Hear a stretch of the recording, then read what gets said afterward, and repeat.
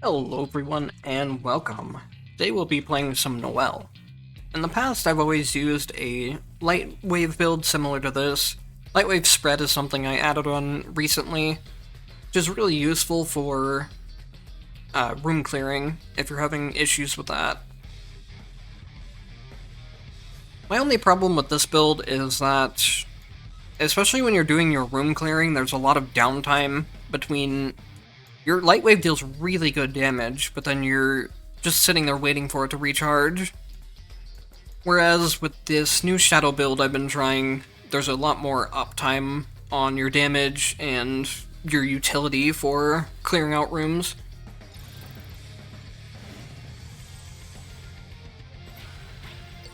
The main part of this build is tentacles with collapsing tentacle red effect. It makes it where every time a tentacle spawns, well, not quite every time, but when your tentacles spawn, they spawn with black holes most of the time.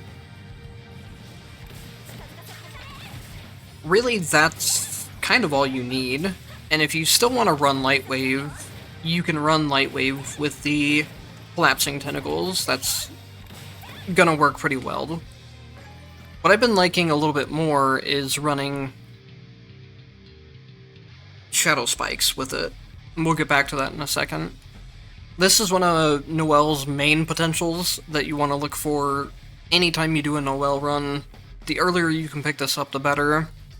It makes your heavy attacks come out basically instantly, and they do way more damage than they did before. It's Noel's main source of DPS. Her heavy attacks are just pretty much way stronger than most of the other things she has in her kit, unfortunately.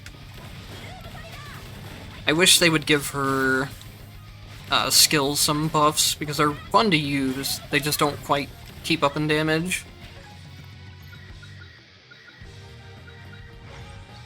Anyways, the reason why we're going shadow spikes on the attacks is because of the shadow spikes will summon based on however enemies is hit. So if I have 5 enemies in a black hole at the same time, it's going to summon 5 different shadow spikes, and then that's going to do a whole bunch of splash damage to everything there. Another upgrade I want to look for early on, you could, if you didn't have a bunch of rerolls, you could take this early on as well. This is never a bad upgrade to pick up. I want to look for Ignition Bolt, which is this upgrade right here.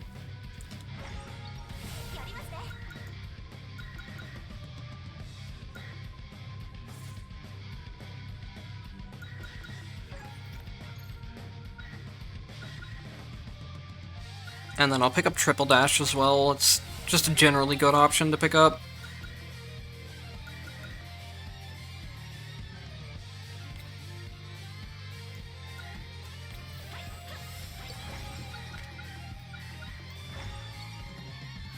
I'm also running Umbra Chance in my Mind Crystals. That way I can pick up black holes on my Legacy throughout the run. That way, if my tentacles are on cooldown, or if I'm not near them, I can use my own black holes as well. So with Ignition Bolt, you dash through enemies, and you'll see a mark on them. It looks a little similar to Holy Mark. When that mark is on them, you can press up plus summon to do an explosion. That kind of has the same type of effect as the shadow spikes, where if I have a bunch of enemies grouped together in the black holes, it's going to do a bunch of splash damage.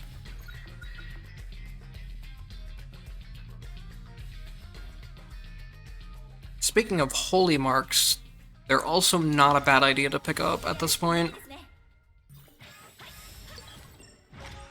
It just gives a little extra damage, as I'm already dashing through enemies as it is, so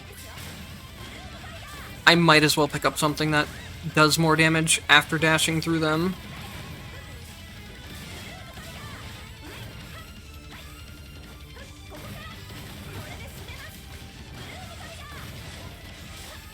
Ignition Bolt is an option that, in the past, I didn't think it was very good because of the cast time, but now that I've been trying it out a lot more, I see how effective it is. So here's something I should go over real quick. In the top left, you'll see I have a timer. It's because of the entropy setting. That timer ticks down constantly, and if it gets to 0, then I start taking damage constantly. It might be tempting to go for the potential here, but the thing about this game is that if I go into this potential space, I go into a combat room. And when I'm in a combat room, my timer ticks down constantly, compared to as if I go into a shop, or a rest area, or anything of that type, and exchange, then it doesn't take anything out of the timer.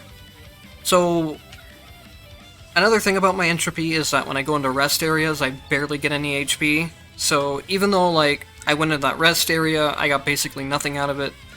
I went into this shop, even though I had no money. It's still the efficient option to do when you're maxed out on timer settings. Otherwise, if you try to take every combat room, you're most likely going to just be running out of your timer. It's a really weird way to have the game set up to where playing the game optimally is not playing the game, not going into as many combat rooms as possible, but that's just kinda how the game works with how the timer settings are.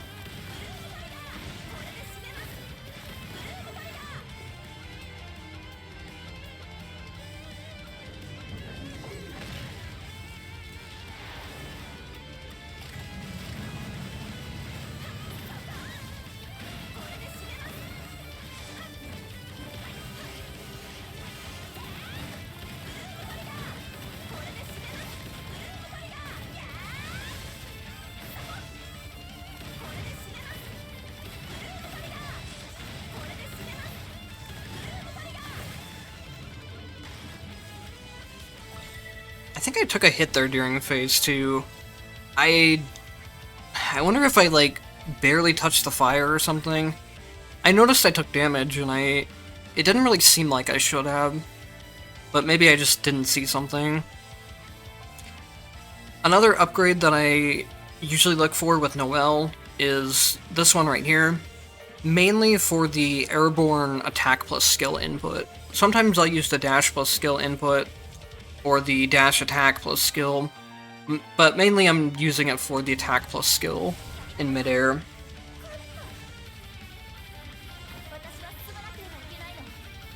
What that one is useful for is just, it deals a pretty good amount of AoE damage, it deals good damage when you land, and it's a very quick way of getting back to the ground when you need to. If you have your universal attack resets when you're jumping and dashing, then it's not as important. But before you have those, having a quick way to get back to the ground that also deals damage is useful to have.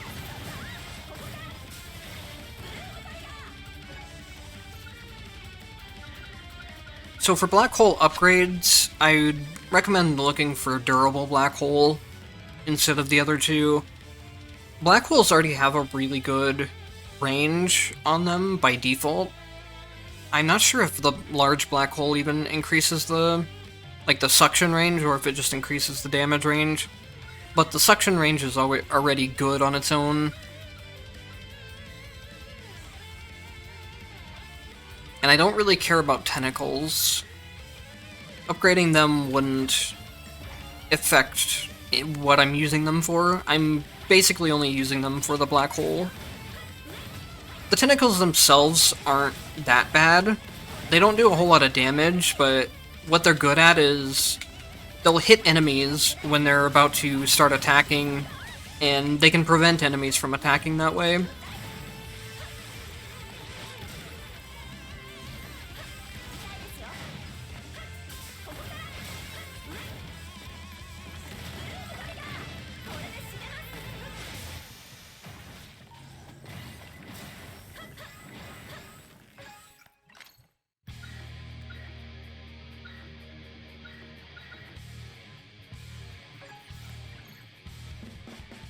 The next thing I would like to get is the invincibility on my ignition bolt.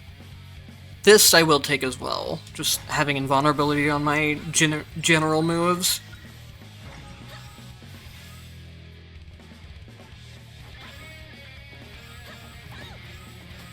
That's not really a good place for my black hole. That's just kind of what happens though when they're automatically spawning.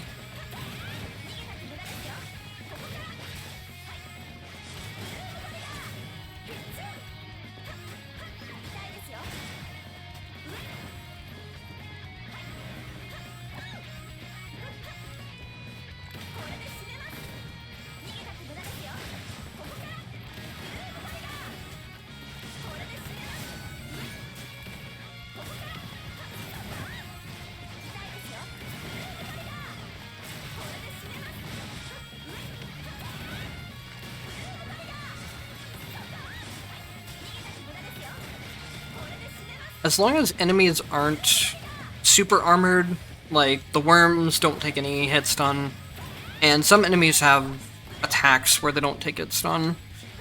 But otherwise, you don't really have to worry too much about the casting time on an ignition bolt, even before you get the invincibility on it. Because what you can do is what I was doing there, I was dashing straight into enemies, and then using the command for it.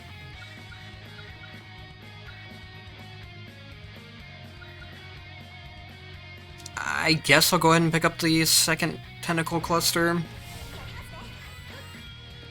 So, the tentacles, when they spawn with the black holes, it has a cooldown on how often one can spawn with a black hole. So while having the second one would sound like it would do a lot of good, it doesn't really do anything. The only thing it really does is just help disrupt enemies, like I was talking about before. But anyways, the thing with the ignition bolt is that it still does do the... It does do the summon animation, and you probably have never really used it for this purpose, but the summon animation does put enemies into hit stun, which is just really nice for leading into ignition bolt safely.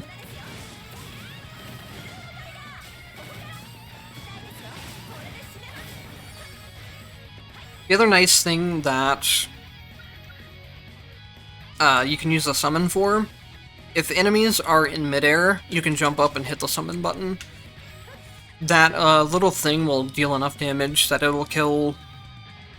There are some enemies in Sakura City that have more than 1 HP, but other than that, the other flying enemies just instantly die to the summon button. It's really useful on characters that either you just can't jump high enough, or they don't have good air attacks.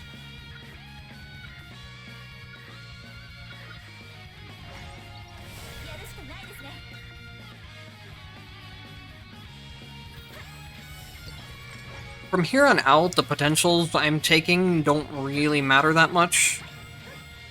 As long as you have, like, Ignition Bolt and your charged attacks, or your upgrade for your heavy attacks, that's all you really need on Noel. It's always been one of the nice things about this character, is that it doesn't take much for her to get into where she's ready to be extremely powerful.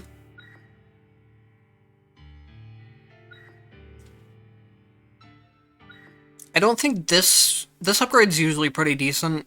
I don't know if it matters a whole lot, since I have the black holes to pull everything in place. So I'll go ahead and put it off for now, just to get the extra down attacks in the air.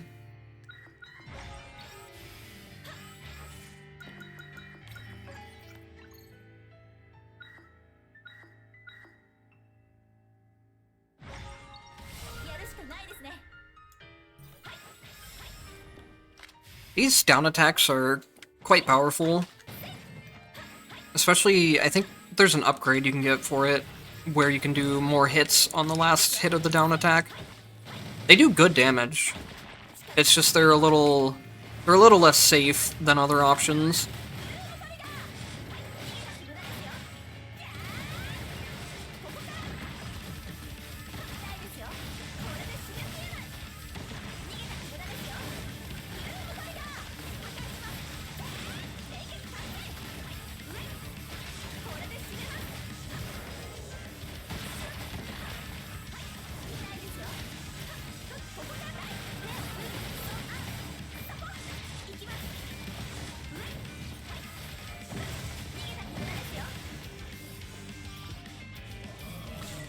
It might have been noticeable there or not. You could see a couple times, the last 2 times that I did my ignition bolt at the end of that fight, they did quite a lot of damage. The reason for that is because I had 2 of his minions stacked on top of him. Like I was saying before, if there's enemies in the same spot and you do ignition bolt, it stacks the damage on top of each other. Where that really becomes apparent is when you're doing the Lightwave build. When you're doing the Lightwave build and you stack enemies on top of each other, it increases the damage of Lightwave by each enemy that's stacked on top of each other when you do Ignition Bolt.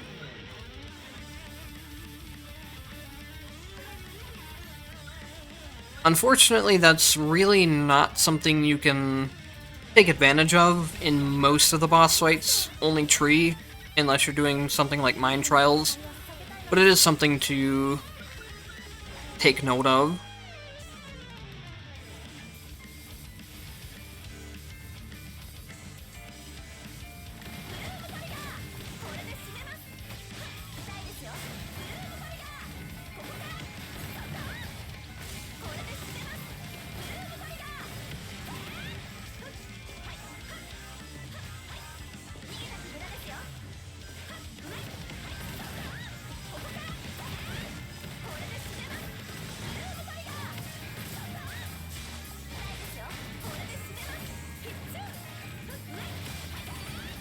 So if you do want to run the Lightwave build on top of this, it's definitely an option.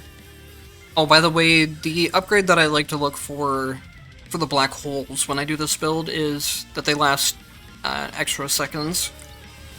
That just makes them a lot stronger on the tentacles, especially since they don't get spawned with each tentacle.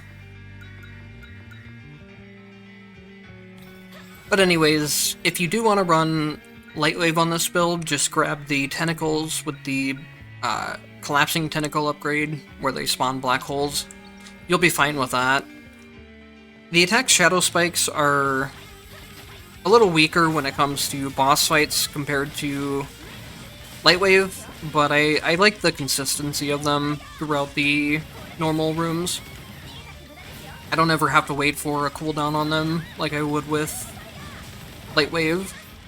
Other than that, you can run pretty much anything else you want.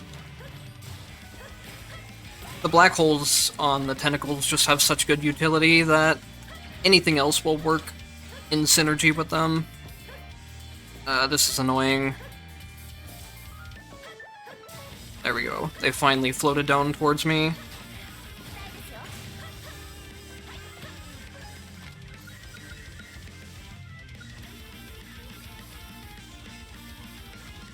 Another thing you can easily do with this build is add in the dashing shadows, and then you'll be able to easily get the red effect here, shadow punctures.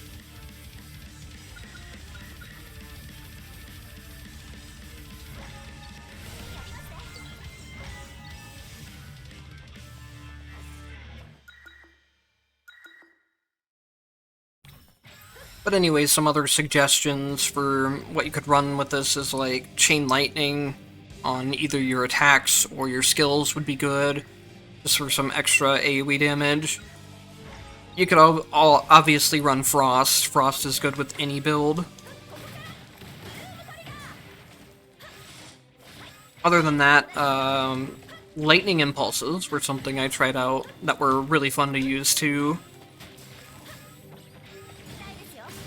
The only thing is, I feel like the Shadow Spikes and the Lightning Impulses kind of do a similar thing.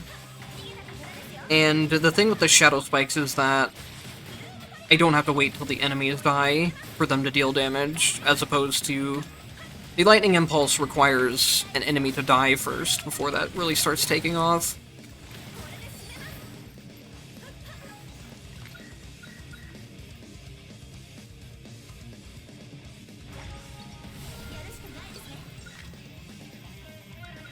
So here again, I mentioned it earlier, but since I'm on a timer, a potential room might be tempting to take, but it's just going to end up eating up a lot of time.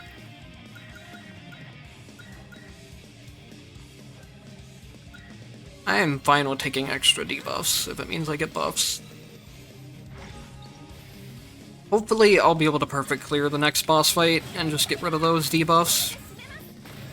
If you perfect clear a boss, it removes any debuffs you have and also gives you a buff.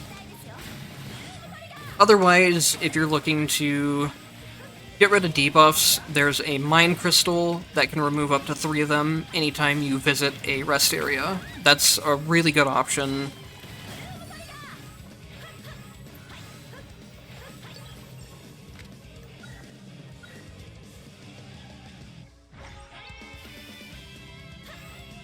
Eventually, if you play enough, you'll get to a point where you just don't really mind playing with the debuffs on either way, but it's just up to you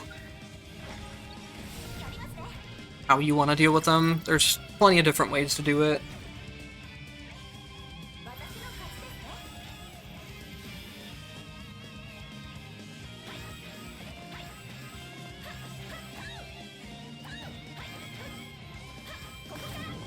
This boss is going to be a little painful, especially because I can't reset my attack chains while in the air.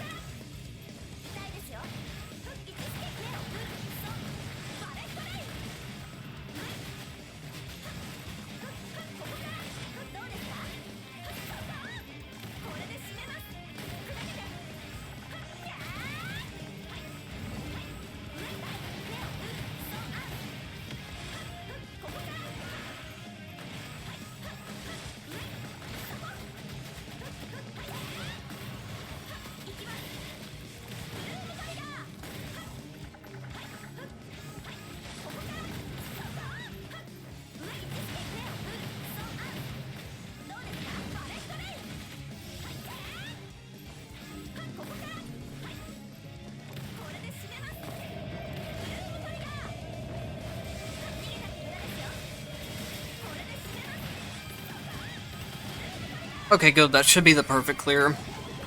Perfect kill. Same thing.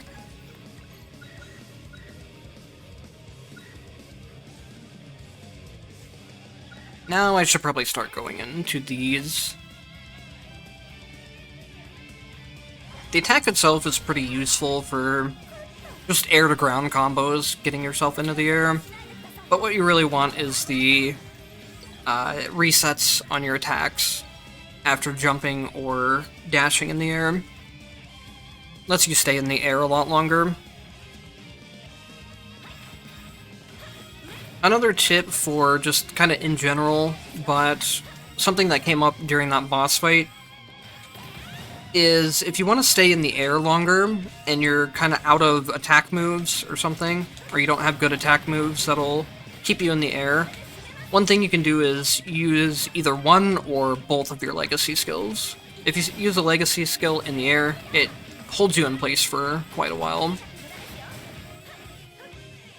It can make the difference in a lot of situations between falling down into an attack or surviving it. So it's something that's good to keep in mind.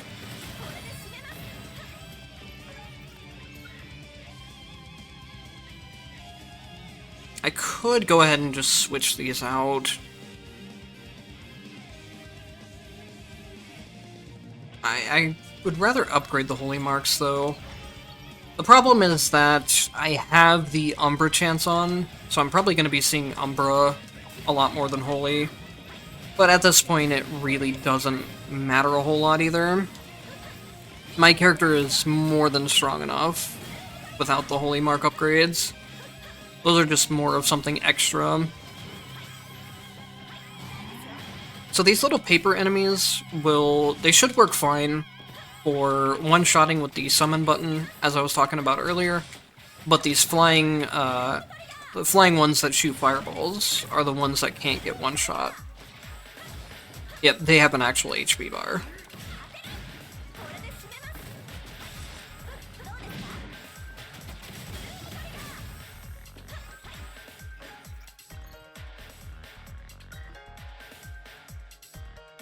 I don't really care about these too much. You can use them if you enjoy them. They're good on, like, skill-based builds, but that's not really what this build is going for too much. I'll go ahead and pick this up, just because it makes a couple of my moves stronger. So here I need to make sure... it doesn't matter anyways, it's a blade upgrade. I need to make sure I don't autopilot into picking up more Umbra spots, since that's what I've been doing the entire run. Well, now that I have all of my Umbra upgrades that I want, that is.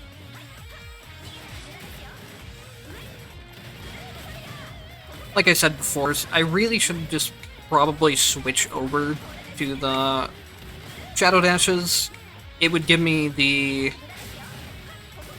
It would give me another red effect, and it'd be a lot easier to pick up upgrades for it. But I just feel like sticking with the Holy Mark for this run. Honestly, Skill Rend at this point might not be a bad idea. It's mostly dependent on if I can pick up Rending Impact or not. I could also go for the red effect here. I don't think it's anything really too good, but it would be something to just boost damage. We'll see if we can get into it. It's really not likely that we'll get it at this stage of the run, but I can just pick it up anyways. It's not really hurting anything.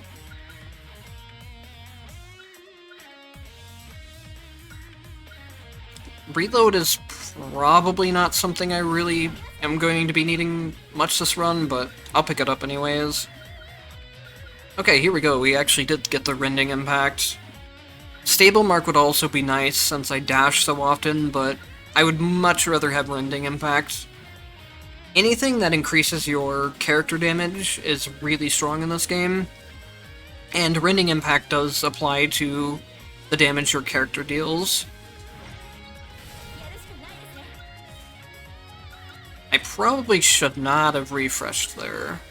I was not paying close attention to my money, but that's fine. We're past the point where too much matters. Again, I'm not going to take this Blade stage, even though I'm kind of going towards some Blade upgrades, because I just don't want to waste... Well, in this case, it doesn't matter. That was actually...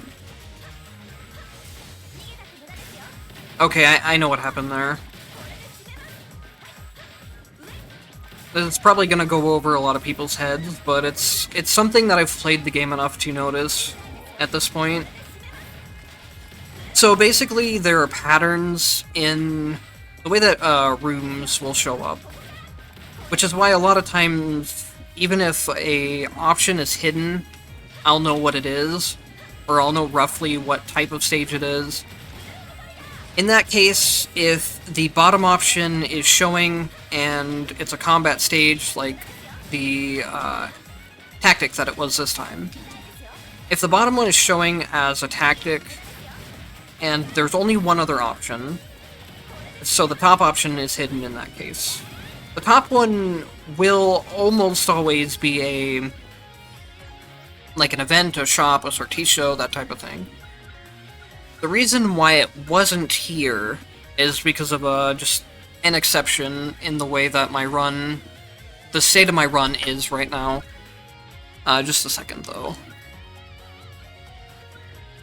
So yeah, I think I'll go for the stable marks, where I can inflict multiple of them. I have so many tactics right now that the only two options it can give me is Blade or Holy. All of my Umbra tactics are maxed out, so... And I can't exchange anything because they have upgrades.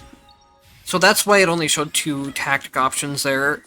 Any other case, it would have shown 3.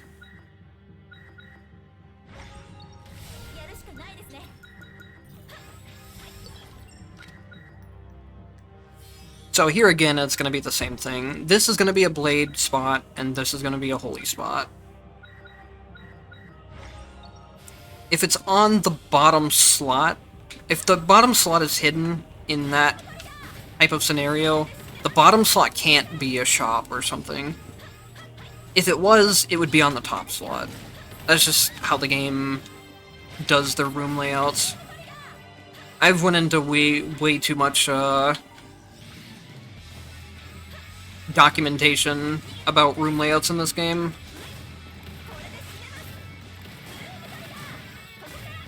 Where basically what I did was I just did like 5 or so runs and documented what every single room layout is. The game's much less random than you would think it is. It does have quite a lot of random elements to it, but there are some patterns to how it works, especially when it comes to the first and last stage of each area. Do I even have any more options for... I think I just have one more option for tactics. So, sure, let's pick it up. Oh, I also have that red effect. We'll try it out. I don't think I've ever really used this red tactic in a high entropy run before.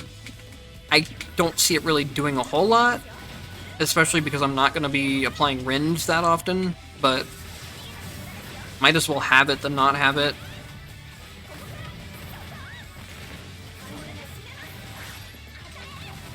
Hopefully it doesn't remove...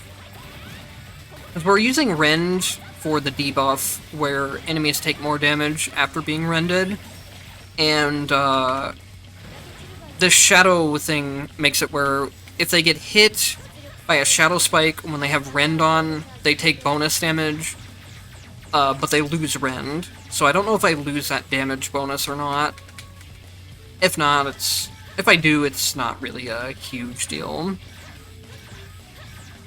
The problem with this red effect, and generally tactics in this game, just in general, is that it's doing basically no damage compared to what my character is doing. It's doing 1,000 damage, which is, even by tactics standards, 1,000 is really low. But by character standards, my heavy attack's probably doing at least 1,000 damage, if not way more than that. We can try to check real quick. Yeah, it's doing 1,000 plus more. I think it's doing around 2,000 based on just after all of the hits are dealing damage. So I think it's at 1,000 and then 3 500s. So 2,500 damage. And that's a red tactic. They really need to go through and rebalance tactics, because tactics in this game are really imbalanced between both just each other and when you compare them to the damage that your character deals.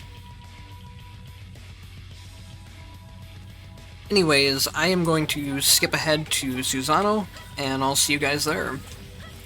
Unless something goes horribly wrong before then. Alright, we are back at Susano. I just went straight to the boss room. I don't do any of the additional rooms. You really don't have time for them if you're running on difficult timer settings with Entropy.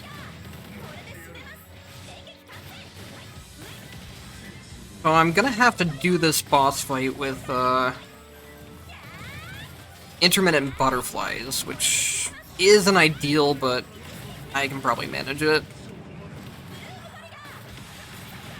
I could have tried to go for debuff removal in the Omega shop, but I went greedy and bought a potential and some extra MP instead. The potential I got was extra. When I jump in the air, I now reset my combo chain. It'll help me stay in the air if I need to.